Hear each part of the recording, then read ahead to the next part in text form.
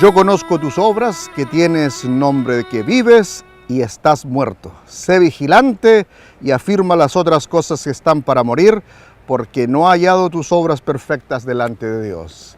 Esta ciudad antiquísima que vemos aquí atrás es parte de la ciudad de Sardis, una ciudad muy antigua. Se cree que el año 1500 fue fundada y pasaron muchas cosas acá. Y le vamos a contar mucho más de eso a través de lo que vamos a conversar. Pero de aquí era la última parada de una ruta que partía del Imperio Persa desde Susa hasta Sardis, 2.414 kilómetros, que se demoraban 3 meses en hacerlo a pie. Pero el sistema de correos que inventaron los persas, que corrían ellos a caballo, lo hacían en 9 días. Salía la información de Susa y llegaba aquí 9 días más tarde, a esta iglesia que se inauguró el dinero, y vamos a escuchar más historias sobre el dinero, a esta iglesia que tiene un mensaje vital para nosotros hoy. Juan les escribe y les invita a que podamos seguir siguiendo las pisadas de nuestro Señor, de ser fieles, fieles hasta la vida eterna. Así que les invitamos a que vengan con nosotros y podamos descubrir lo que podemos encontrar aquí en Sardis. Vengan. Estamos explorando esta tarde la ciudad de Sardis, que comienza en esta ciudad que es más moderna, ya de la época romana, y tenemos por este lado el camino romano, pero si miramos a mi derecha, ustedes pueden ver allá arriba lo que es la ciudad antigua, que data desde los tiempos de los medos y los persas. En ese tiempo hay una historia muy interesante conectada con Sardis, y es la historia de Creso. Creso era un rey de la ciudad que había resistido todos los embates de Ciro para conquistarla. Hasta el día de hoy nosotros usamos una expresión que se dice tan rico como Creso, porque el río que pasa cerca en el valle de Esbón, de esta ciudad, contenía oro. Y se dice que los soldados de Creso, inclusive sus cascos militares, eran hechos de oro. Ciro, habiendo rodeado la ciudad y habiéndola sitiado por un tiempo sin poder entrar a la misma porque las colinas eran inexpugnables para llegar hasta la misma, estaba esperando una oportunidad para conquistar. Y se cuenta que 2 soldados estaban sobre las murallas jugando cuando uno de ellos accidentalmente dejó caer su casco. Para sorpresa de los soldados que observaban la escena, unos minutos más tarde, vieron al soldado salir de entre las montañas, recoger su casco y regresar, descubriendo un pasadizo secreto para entrar a la ciudad y conquistarla. Era la ciudad que dormía tranquila, y mientras dormía tranquila, fue conquistada. La ciudad llegó a tener un gran renombre más tarde. No solamente desde ese tiempo mantuvo su riqueza, sino que más tarde, dicen algunos historiadores, creen que aquí se grabaron las primeras monedas en la antigüedad y también se levantó el primer sistema bancario en la antigüedad. Una de las características más importantes de la iglesia de Sardis durante la época del Nuevo Testamento es justamente la capacidad financiera que tenía esta ciudad. De hecho, se nos dicen los historiadores que en la misma había una calle completa hecha de puro mármol, material que podemos observar justamente aquí, en esta construcción, que posiblemente es una tienda de la época, y donde vemos que parte de la misma está constituida por el material. Nos encontramos en el interior de la sinagoga más grande encontrada en toda esta área de Asia Menor. En la década del 60, los arqueólogos descubrieron esta magnífica construcción. Es la sinagoga más grande, como ya mencionamos, la cual tiene 50 metros de largo por 14 de ancho. Esta parte interior, como ustedes pueden observar, está orientada hacia el oeste, hacia Jerusalén. La sinagoga es del IV siglo después de Cristo, aunque los mosaicos que ella posee, que la embellecen, son del siglo V y siglo VI. Pero a pesar de que la sinagoga data del IV siglo, su fundamento está en una sinagoga que fue construida en el siglo I de nuestra era.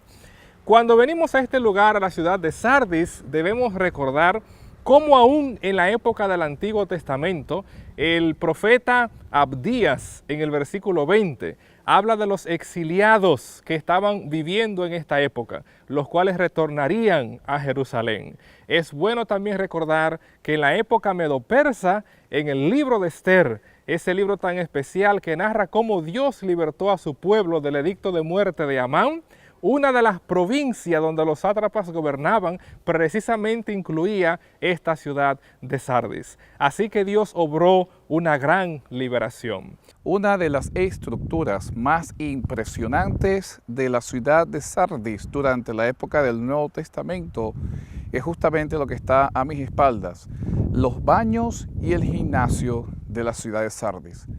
Los romanos usaban estas estructuras para su vida social. En ellas las personas podían venir, leer, socializar, discutir filosofía, recibir baños termales, y era parte central de la vida de la sociedad greco-romana. De hecho, algunos emperadores crearon muchos de estos baños para que las personas más pobres pudiesen tener acceso a poder cuidar bien de su higiene personal. Lo interesante de esta estructura es que nosotros ahorita estamos parados sobre lo que era la parte del gimnasio, la parte de afuera de los baños. En mi parte posterior, de mi espalda, ustedes pueden ver los baños que constituían 2 pisos inmensos con escrituras dedicadas al emperador, sarcófagos de una de las madres del emperador y dedicados especialmente al emperador romano Caracalla. Y a mi lado, mano derecha, ustedes pueden ver parte de la sinagoga judía, que llegó a ser parte justamente de estos baños. Por lo tanto, los judíos que vivían aquí en la ciudad de Sardis eran altamente helenizados, es decir, habían absorbido la cultura greco-romana y era parte no solo de su vida, sino aún de su experiencia religiosa, como podemos ver dentro de la sinagoga. Ahí está un símbolo de la águila romana. Vemos también algunos otros símbolos romanos y al mismo tiempo símbolos judíos. Por lo tanto, la comunidad que estaba aquí presente era una comunidad helenizada. Pero un aspecto importante quizás aplicado al texto bíblico, en el libro de Apocalipsis le dice el mensaje a la ciudad de Sardis: tú crees que estás viva, pero estás muerta.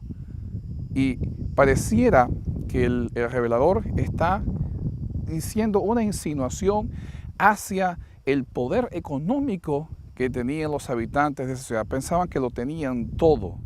Tenían baños inmensos, estructuras grandes, calles de mármol, un camino que iba desde aquí hasta Susa. Fueron los inventores de la moneda, tenían fuertes, y la ciudad era inmensa, con más de 120,000 habitantes. Pensaban que lo tenían todo, pero espiritualmente estaban muertos. Cuando leemos en el mensaje que Jesús enviara a la iglesia de Sardes: al que venciere, no borraré su nombre del libro de la vida. Apreciados, desde la época del Antiguo Testamento, en Éxodo, en el libro de Isaías capítulo 4, Éxodo 32, el libro de Daniel capítulo 12, Dios da la seguridad de que aquellos que creemos en Él, nuestros nombres están escritos en el libro de la vida. Así como Dios preservó a su pueblo en la época de Esther, en la época de los medos persas que estuvieron en este lugar, cuando Jesús envió su mensaje a las iglesias del Asia Menor, incluyendo esta iglesia de Sardis, Él confirma que los nombres de los que creen en Él son mantenidos en el libro de la vida. Pensemos en ese Cristo que no solamente preservó su pueblo en el pasado, sino que lo preserva ahora en el presente y que ha prometido darnos a todos el derecho de vivir con Él por toda la eternidad.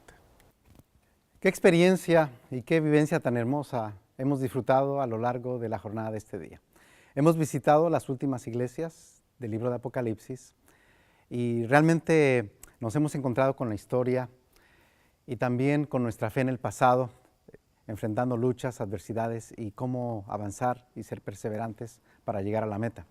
Sin embargo, en estas últimas iglesias también encontramos algo muy importante, y es de que los cristianos de esa época de antaño vivieron en comodidades, en progresos. Estas grandes ciudades y estructuras son un reflejo de la prosperidad de esos pueblos. Y esto también puede ocurrir en nuestra vida cuando nosotros estamos inmersos en esta sociedad moderna de tantas comodidades, avances, que a veces nos olvidamos de aspectos fundamentales e importantes como seguir manteniendo nuestra fe en el Señor. Por lo tanto, no nos desalentemos, sigamos avanzando, pero más que eso, ser fieles hasta el día final cuando el Señor Jesús venga por ti y por mí.